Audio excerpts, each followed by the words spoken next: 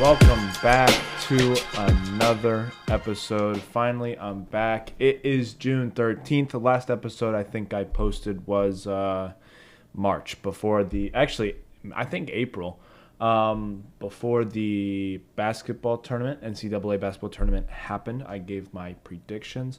It wasn't terrible. Could have been better. But you know what? You live and you learn. No one's perfect. But yeah. I'm not going to be talking about much sports today. I just kind of found some interesting articles online, and we're just going to react to them. Like I said, if it's the first time you're joining me, I do this because I have fun with it. My dream job is sports broadcasting, though I'm not going into it at all for college. I need a, I don't know. But yeah. All right. So today we have 4 articles. I have one about Bhad Bhabie. Yes, the girl from Dr. Phil.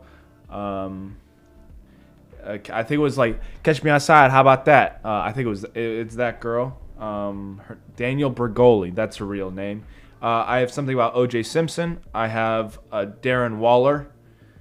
Kind of article, and then I have a Joey Chestnut versus Kobayashi in a hot dog eating showdown, and I think I'm gonna start with that today. So let's get into it. So all of this is from TMZ. They have some of the wildest stories out there, because they're the only ones that can really get a hold of all that. So let's get into it. All right, so Joey Chestnut and Kobayashi hot dog eating showdown slated for September. If you guys don't know, Joey Chestnut was just banned from the hot dog eating contest taken on July 4th because he decided to side with a company called Impossible Meats, which is a vegan company who makes plant-based meats.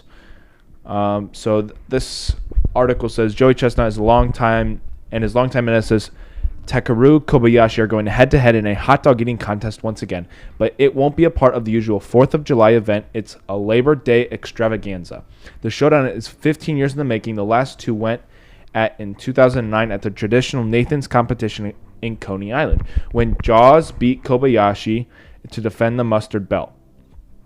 This will be live on Netflix Monday, September 2nd, so it will be one of Netflix's first live events ever. I believe the Roast of Tom Brady was one of them. So the timing of the announcement is pretty interesting. On Tuesday, a Major League Eating announcement, Chestnut was out of the Independence Day contest due to an endorsement deal he inked with a rival food company, which was Impossible Meats. We talked about that. Just weeks ago, Kobayashi, who is 0-3 against Chestnut, claimed he was retired from the competitive eating, but he explained in the press release there are some unfinished business to attend before hanging up his gut for good. This is from Kobayashi. Retiring for me will only happen after I take him down one last time, Kobayashi said on Wednesday. This rivalry has been brewing for a long time. Chestnut, the 16-time Nathan's contest champ with 8 straight hot dog victories, also weighing in, saying, "Through all my years in competitive eating, Kobayashi stands out as my fiercest rival. Competing against him has pushed me to be so much better. I know fans have waited a long time for another chapter in our rivalry. Can't wait to see our massive showdown live on Netflix. It is time to give the people what they want."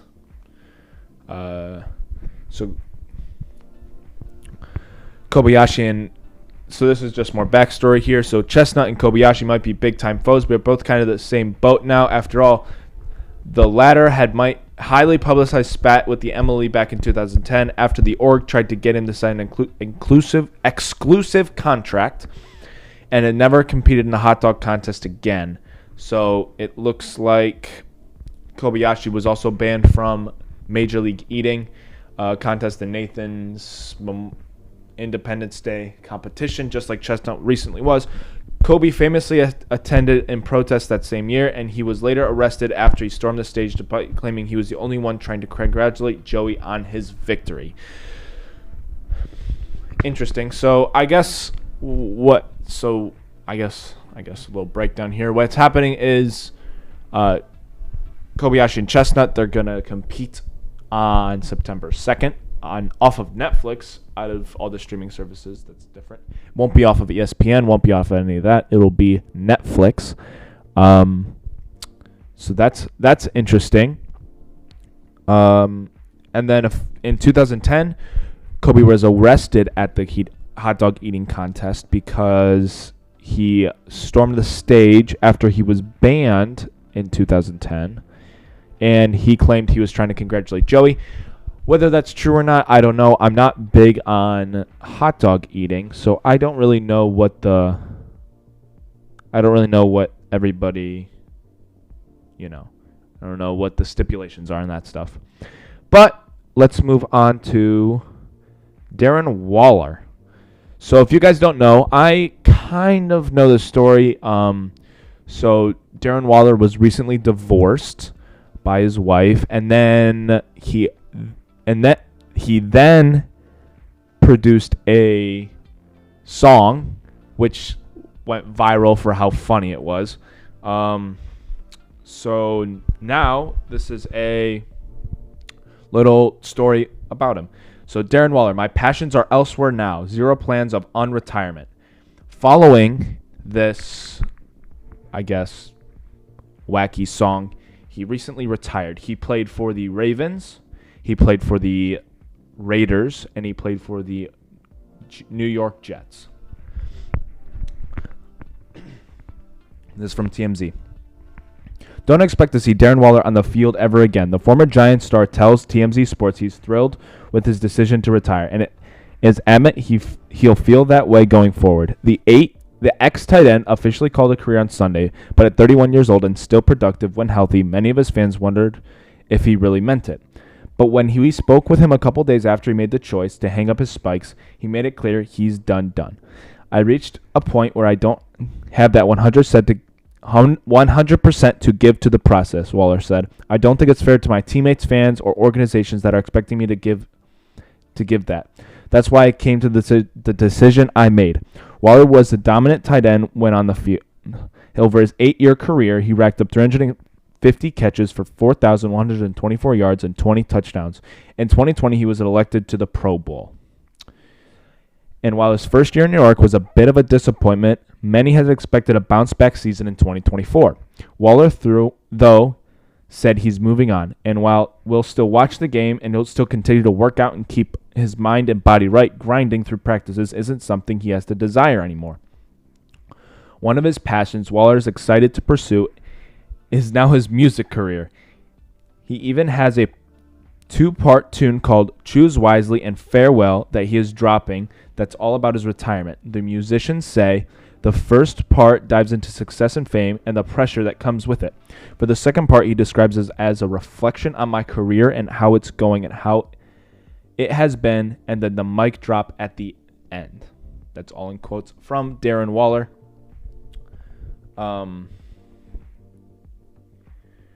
While Walker has received praise for his music following his retirement, he hasn't seen most of it. He revealed that he changed his phone number and only a few people have the new one. Another reason on many people's minds is what is next in Waller's love life. If you don't remember, Waller and the WNBA star Kelsey Pullum filed a divorce in April after being married for just over a year. Waller hopes to find love again one day, but he also plans to redefine what love is for him. Going into relationships, I had to be codependent and tap dance to please the partner, Waller said. Or I had to self-sabotage the relationship before the other person did because of things that happened to me when I was younger. My whole definition of love has to be changed, and that's a lot of work I'm doing right now. So, if you are unfamiliar with the NFL world right now, most teams recently just had their mandatory mini camps.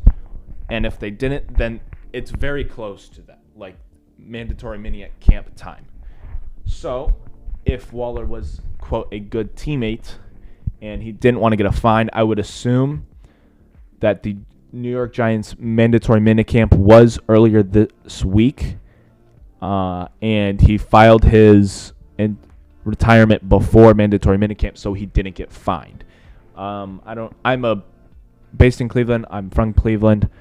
I am a Browns fan. For those who don't know me personally, recently there was news that Amari Cooper was not at Browns camp this week. He was holding out for a contract extension negotiation. He wants another contract. I don't blame him. He is in his 30s, and he probably just wants something to, like a backup plan, because he's getting to the age where productivity normally goes down for the average player, especially with the amount of games he's played in his mileage, quote unquote. So Cooper was fined by the Browns this week. Also, Aaron Rodgers also was not at the New York Jets' mandatory minicamp this week. Everybody made a big deal. I believe that was unexcused.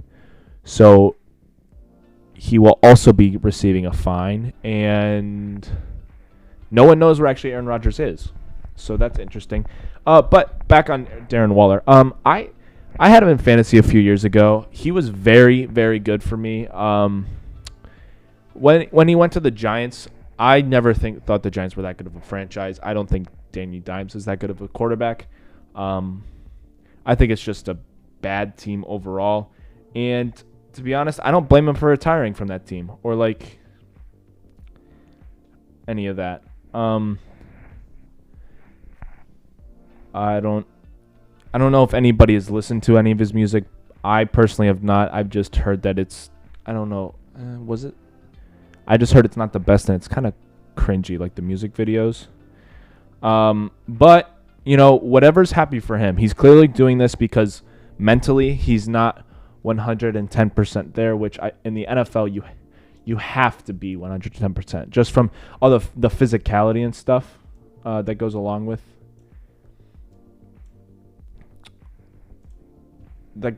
being a football player and an NFL player at that point. It's any professional sport is hard.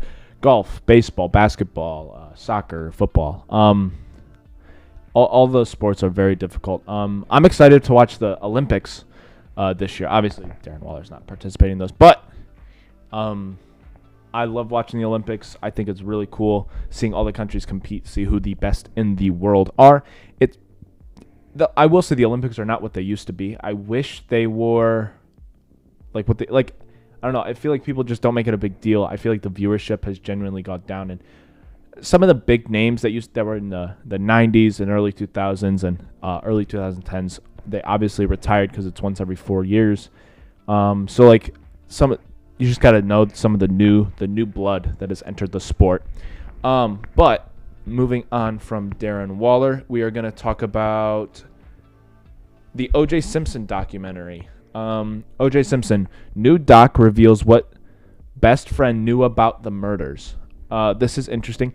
I've actually not watched any of the O.J. Simpson documentaries. I really want to. Obviously, there's the famous picture of him in the Ford Bronco driving in California with all the cop cars behind him. But yeah, let's get into this article because it is most likely going to be pretty interesting. The O.J. Simpson murder saga has direct connections to the house owned by then KBCS TV reporter Harvey Levin, and one of the connections involves what O.J.'s best friend Mike knew about the killings. Harvey, who covered the trials for KBCS, bought the Hollywood Hills house in 1984 from Wayne Hughes, who owned Public Storage. It was Wayne's bachelor pad. Oh no. I just closed out all the tabs that I was. Hold on.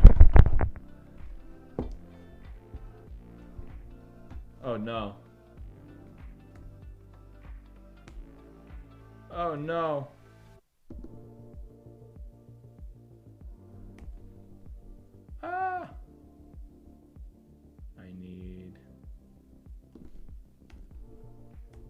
Hold on. All right. I was trying to scroll. And I accidentally. Oops. Okay. Harvey, who covered the trials for KBCS, bought the Hollywood Hills house in 1984 from Wayne Hughes' own Public Storage. It was Wayne's bachelor pad, and he threw lots of parties. Among the guests, his good friend OJ and Nicole Brown Simpson. During the trial, prosecutors wanted to call Wayne to the stand to testify about several occasions where Nicole came to the house in the middle of the night and cried out for help. She told Wayne OJ had beaten her and was scared of him. Judge Ito, who would not allow Wayne to testify.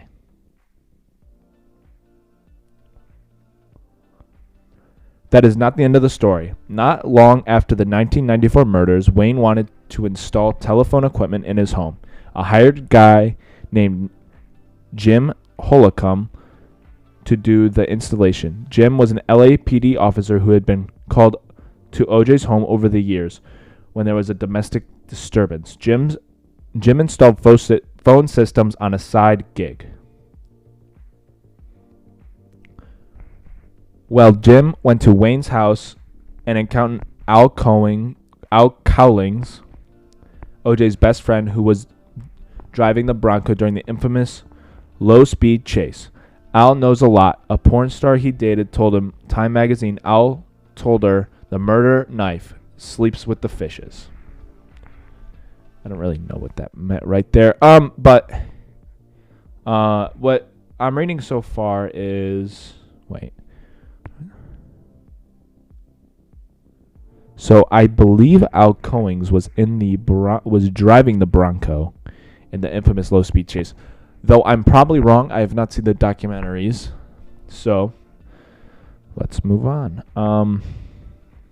Harvey knows Al told Wayne shortly after the murders he needed help. He had been arrested after the low-speed chase and told Wayne if someone didn't give him help, he was going to spill the beans on what he knew about the murders. Harvey believes Jim knows very well what Al told Wayne, and he presses Jim about it as part of TMZ's new documentary. TMZ presents How OJ Really Did It, and Jim's reaction is revealed, to say the least. Okay, so I'm gonna be honest. I think OJ did it. Like, there's no, there's no way he didn't. Like, I'm gonna be honest. Like, from the story about how the gloves didn't fit. Well, he had arthritis medicine, and that arthritis medicine helped his hands from not swelling, so he was off of it for a few days. And then he wore latex gloves to not contaminate the evidence, which also added another layer. So, I mean, is there a possibility he didn't do it? Yeah, but I think 90%, like if I were to go on like a percentage scale of like where I am, I'd say 90% I think he did it. 10% I think he didn't do it. But this is actually really interesting because whether his best friend Al actually fesses up, or is it Harvey? I don't know. One of them, they're both good friends of OJ, and I don't believe either of them would rat out his friend. Recently, obviously, OJ did pass away, sadly. It's not good for anyone to pass away. It doesn't matter what they've done. Actually, that's not true. Some people are. Never mind. But yeah, all the OJ stuff is really, really, really interesting, and I do need to watch all the OJ documentaries. There's a few on Netflix. There's like a real one, and then like I believe like a TV show type one. But regardless, I have to give them a look. I need to educate myself on them because it is such an interesting story and an interesting conspiracy theory. I love conspiracy theories. I think they are all very fun to kind of tinker with, just like aliens. That's a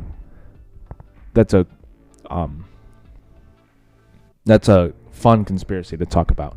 All right, moving on to our last article. It is Bhad Bhabie detained by cops, case of a mistaken ID. I don't know how old she is. I don't think she's that old, but Daniel Bergoli, the famed social media star from Dr. Phil.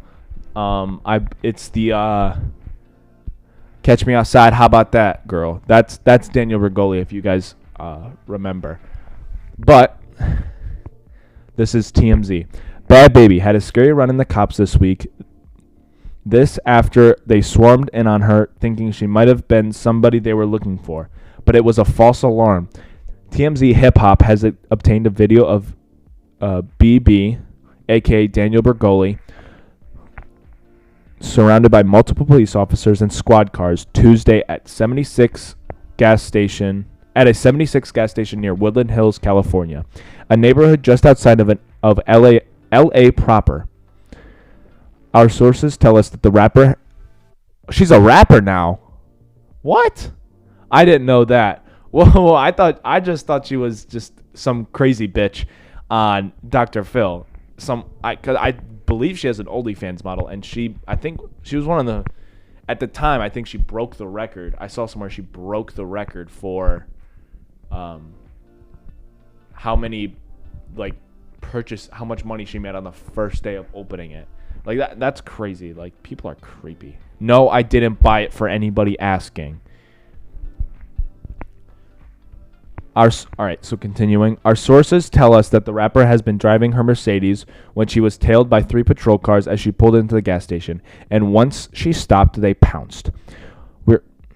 That's a weird buzzword to say right there. Once she stopped, they pounced.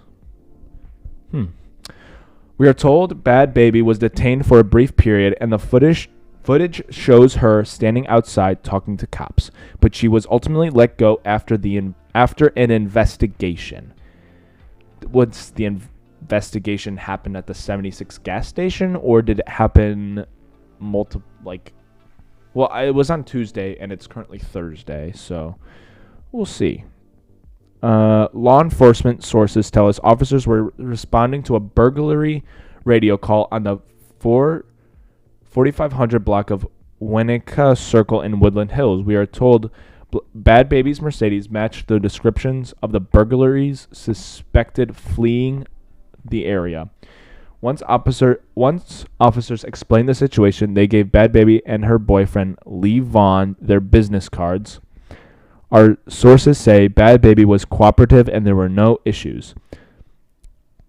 Someone in Daniel's crew ended up recording the altercation regardless, and you can hear one of the cops explain the situation to her.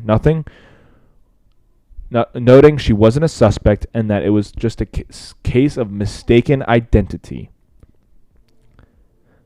She's pregnant? Oh my gosh. There's a picture on the TMZ, and she's pregnant with her boyfriend. And oh my gosh, she is ugly. Sorry, but Jesus. Bhad Bhabie released a statement addressing the mix-up, saying, "Yesterday we got pulled over by LAPD. They eventually released us and explained they were looking for a similar vehicle that matched the description of the car, involving criminal activity. We are okay, but a bit shaken up. Luckily, my daughter was not in the vehicle at the time." As you know, the couple just welcomed their first daughter in March, and they now have a wild bedtime story to tell her when she gets older. So she had the baby. I didn't know that. I didn't know that she had a baby at all. I don't even know how old she is. She's probably like 20 years old, because she was like 14 when she was on Dr. Phil, and that was 2016-ish, 2015 probably. I mean, that's just that's crazy how fast time flies.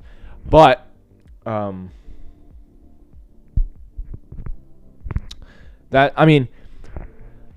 at least she didn't blow up in the cops' faces, because that would have been, one, really bad for her image.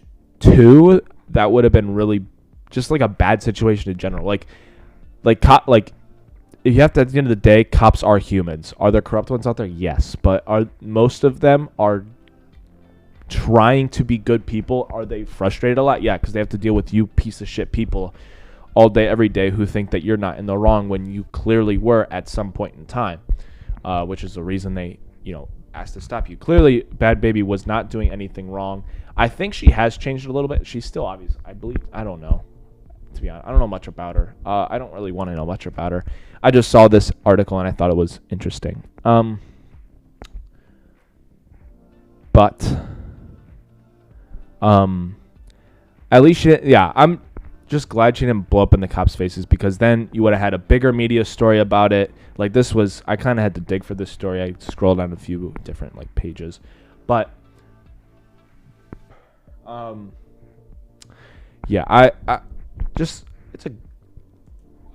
say it's a good thing that she didn't blow up at the cops, because I'm repeating myself, but like I said, it would have been a bad situation in general if because she could have gotten arrested at that point, and then she wouldn't be able to go home to her daughter, which obviously she stated at the end of the article that she's glad her daughter wasn't with her, because one, that probably would have been embarrassing for her being a mother, and then you start thinking, oh, what about child protective services, then you take the daughter away from her. Obviously no one wants that to happen, because I'm not a father yet, but I know from my mom and my dad and just friends' parents, your kids are number one, the number one most important thing in a family.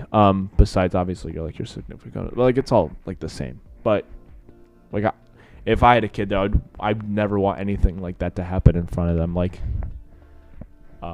It's secondhand embarrassment at that point too. Not that the baby's old enough to actually know what's going on, but you know what I mean. But I believe that wraps everything up. Let's just go to is there anything else that looks interesting on TMZ? Doesn't really look like it right now. What the fuck is that? Missing fiance.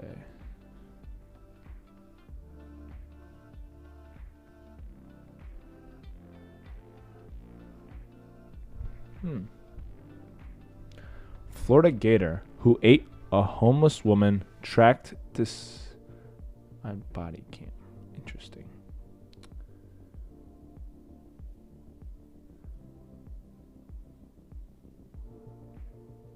I guess I got 2 minutes here. I want to try and keep this around 30 minutes.